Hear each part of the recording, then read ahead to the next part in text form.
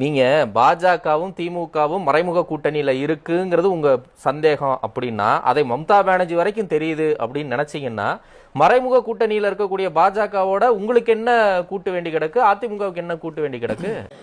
முழுசா வெளி வந்துச்சு தம்பி ஊர்திருக்க மாட்டேன். முழுசா வெளி வந்துச்சு தம்பி ஊர்திருக்க மாட்டேன். நீங்க அதெல்லாம் வேண்டி கிடக்குதுனால தான் இருக்கிறாங்க. ஏன் அப்ப நீங்க அடிமைன்னு அவங்க சொன்னா அப்புறம் ஏத்த கூடாது?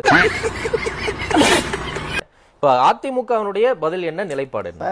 இதெல்லாம் அந்த தலைவர்கள், மேற்கு வங்காளத்தினுடைய தலைவர் முதலமைச்சர் சொன்னாருன்னு சொல்றேன். சரிங்க, அவ்வளவுதான். அது சொல்றீங்க இல்லங்க. அப்ப பாஜக மறைமுக கூட்டணியில இருக்குது திமுக கூடனா, அதிமுக ஏன் கூட இருக்குன்னு நான் கேக்குறேன்.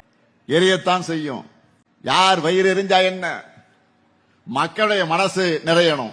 ஏன் கூட இருக்குன்னு நான் கேக்குறேன். அதான் கேக்குறேன். இதே ராகுல் காந்தி வரவே இல்ல, பிரச்சாரத்துக்கு இப்பதான் வந்திருக்கிறாரு. சரிங்க, ராகுல் காந்திக்கும் திமுகவுக்கும் பெரிய ஒரு குடிமைப்பிடி சண்டை நடக்குதுங்க, வச்சுக்கிருவோம். உங்களுக்கு என்ன பதில், நீங்க என்ன பதில் சொல்றீங்க? சொல்லுங்க. நான் இப்படி தாண்டா இருப்பேன். எவ்வளவு பந்தயம்? பந்தயம்லாம் வேண்டாம், நீ சொன்னது அப்படியே திருப்பி சொல்லு. எது இருக்கட்டும், பாஜக ஒரு மறைமுக கூட்டணியில இருக்குங்கிறது உங்க சந்தேகம்ல, ஏன் அதிமுக கூட வச்சிருக்கு? ஆள விடு. என்ன நண்பா, மயிர நண்பா, தேர்தலுக்காக வச்சிருக்கிறாங்க.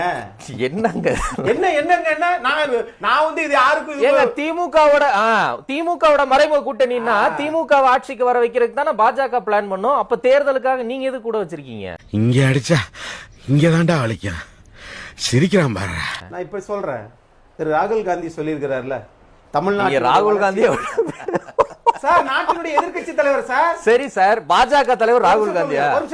நான் என்ன கேள்வி கேட்டாலும் ராகுல் காந்திங்கிறீங்க. எப்படி சிரிக்கலாம் பாருங்க, பாத்தீங்களா? நம்ம அமிதாப் பச்சன் மாதிரி சிரிக்கலாம் பாருங்க. என்னுடைய வளர்ச்சிக்கு இது தேர்தல் நேரம், அதனால மாத்தி மாத்தி பேசுவீங்களா? கேட்டாலும் கரெக்டா சொல்லி மாட்டிக்கிட்டு அந்த கதையை முடிச்சு வரதா உங்க வேலை.